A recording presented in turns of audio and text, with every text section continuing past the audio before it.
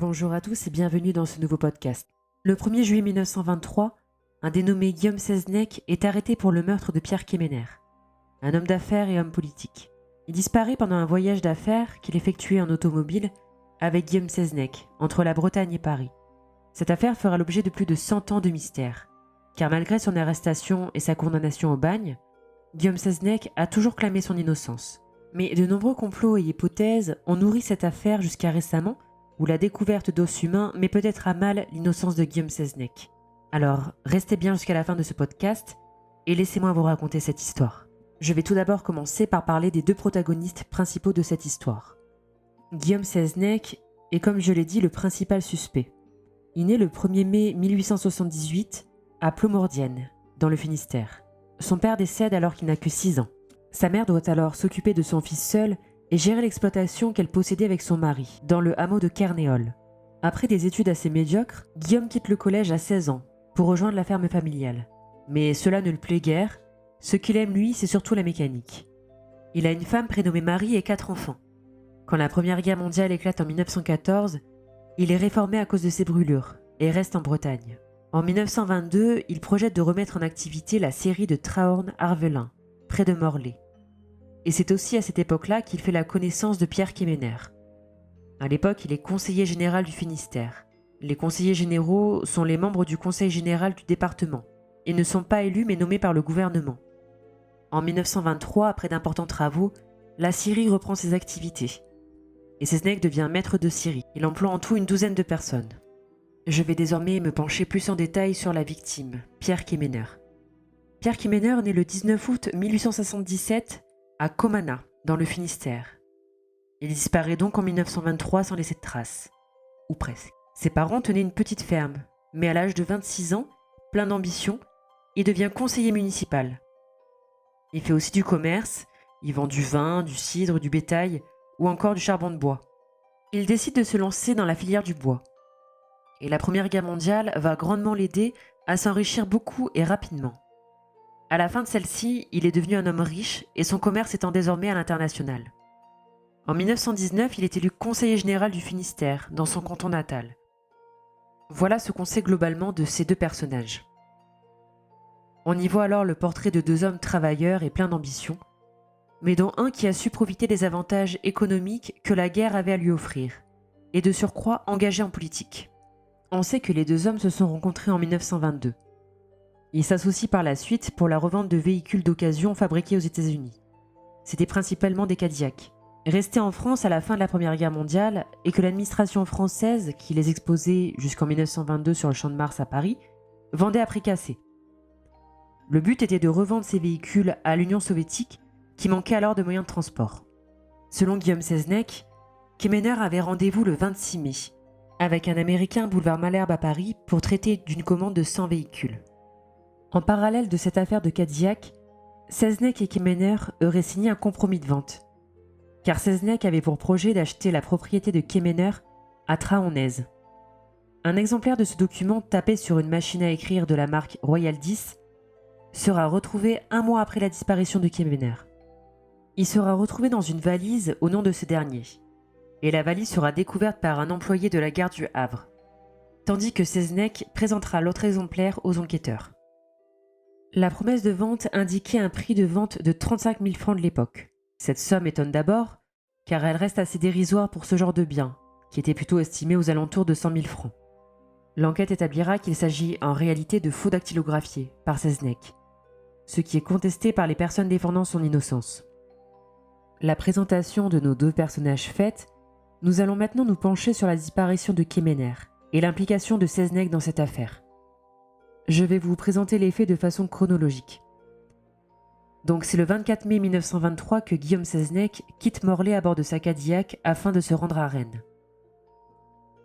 Le 25 mai, il récupère Pierre Quéméner afin de se rendre à Paris le lendemain, soit le 26 mai 1923, où Quéméner, selon la version de Seznec, avait rendez-vous avec l'Américain afin de faire affaire. Mais le voyage prend énormément de temps, à cause des pannes répétées de la Cadillac. Quéméner aurait alors décidé de rejoindre Paris par le train, à la gare d'Oudan ou Dreux. Ces localisations varient selon les déclarations de Seznec à ce sujet. Seznec, toujours selon ses dires, décide de partir le 27 mai au matin, après avoir passé la nuit à 40 km de Paris dans sa voiture. Il revient à Morlaix le 27 au soir. Kemener, qui a informé sa famille qu'il serait de retour le 28 mai, ne réapparaît pas. À partir du 4 juin 1923, plusieurs membres de la famille de Kemener s'inquiètent de ne pas avoir de nouvelles de celui-ci. Ils décident alors de contacter Seznec, qui est le dernier à l'avoir vu vivant. Seznec leur répond qu'à la suite d'une panne de voiture, il a laissé Kemener à la gare de Dreux, où celui-ci a pris le train pour Paris. Il affirme depuis n'avoir aucune nouvelle de lui, et ajoute qu'il doit gagner beaucoup d'argent et qu'il a sûrement dû se rendre en Amérique. Le 10 juin 1923, le beau-frère et le frère de Kemener, Louis Kemener, accompagné de Seznec, signalent la disparition de Kemener à la 13e brigade de police mobile de Rennes. Le 13 juin, un télégramme signé Kemener est envoyé depuis Le Havre à sa sœur, avec qui il vit à Landerneau. Mais cela ne rassure pas du tout la famille, qui pense au pire. Car habituellement, il signe de son prénom, auprès de ses proches. Alors que là, le télégramme est signé de son nom de famille. Cela est très inhabituel et suspect pour la famille. Et c'est donc quelques jours après la réception de ce télégramme que l'employé de la gare du Havre découvre la valise de Kemener avec à l'intérieur la promesse de vente timbrée en date du 22 mai 1923. Le 26 juin, Seznec est entendu par les gendarmes, et celui-ci raconte exactement la même histoire qu'à la famille de Kemener. Pour lui, il n'a pas revu celui-ci depuis le 25 au soir, moment où Kemener aurait pris le train pour Paris. Dès le 29 juin, l'instruction met en doute la version de Seznec selon laquelle les deux hommes se seraient séparés à Dreux. En effet, 8 témoins ont vu Seznec et Kemener ensemble à Houdan, soit 20 km après Dreux sur la route de Paris. Il apparaît aussi que Kemener n'aurait pas pris le train ce soir-là, car 4 témoins affirment les avoir vus quitter ensemble les abords de la gare dans leur automobile. Après s'être renseignés sur la direction de la route de Paris. Le 4 juillet, l'instruction révèle que Seznec se trouvait au Havre le 13 juin, jour où fut expédié depuis cette ville le télégramme signé Kemener. D'ailleurs, le télégraphiste identifie également Seznec comme l'homme s'étant fait passer pour Kemener. Seznec, de son côté, déclare ne jamais être allé au Havre. Pourtant, son épouse confirme que son mari a quitté son domicile le 12 juin en voiture et n'est revenu que le 14 au matin. Alors que de nombreux témoins accablent la culpabilité de Seznec dans cette affaire, de nombreux complots voient le jour. En effet, ces complots apparaissent alors que Seznec clame haut et fort son innocence. Ces complots et hypothèses sont faits avant tout par les fervents défenseurs de Seznec. Je vais ici en évoquer quelques-unes, mais il faut savoir qu'il y en a eu vraiment énormément. Il y a une hypothèse qui dit que Kemener aurait été assassiné par le gang des Cadillacs. En effet, après avoir quitté Seznec, Pierre Kemener aurait bien rejoint Paris en train.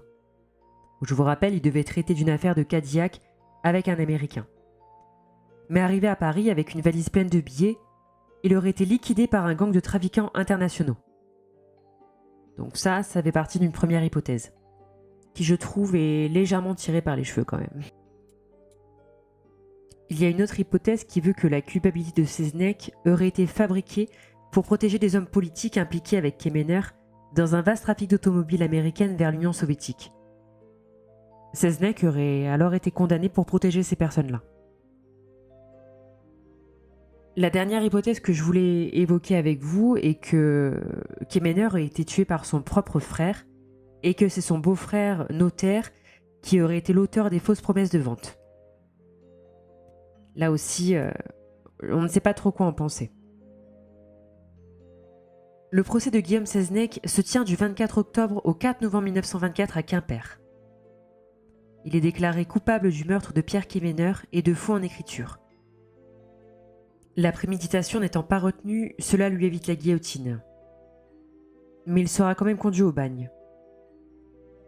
Et en 1947, à l'issue de sa peine, il est libéré. Il part alors s'installer chez une de ses filles. Guillaume Seznec, qui a toujours clamé haut et fort son innocence, ne pourra jamais mener le combat de sa réhabilitation, car il meurt dans un accident de voiture en février 1954. Néanmoins, la famille de Guillaume Seznec a toujours fait en sorte de perpétrer la mémoire de celui-ci et de clamer son innocence. Mais en décembre 2018, c'est un nouveau rebondissement qui agite cette affaire historique. En effet, une Normande de 90 ans, Cécilia Morand, affirme que son père, Georges Morand, a enterré en cachette dans le village de Saint-Lubin-de-la-Haye un cadavre.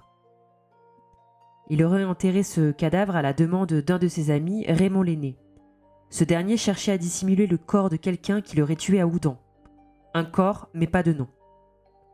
Et si Cécilia Morand fait le rapprochement avec l'affaire Seznec, la justice estime que ce rapprochement est fait a posteriori sans preuve évidente.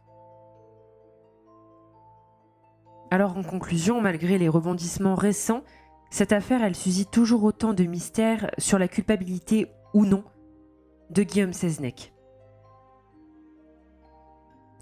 Peut-être qu'un jour nous connaîtrons la vérité sur cette histoire. En tout cas, c'est ce que je souhaite à la famille de la victime. Voilà, ce podcast est maintenant terminé, j'espère qu'il vous aura plu. Et quant à moi, je vous dis à très vite pour de nouvelles petites histoires criminelles.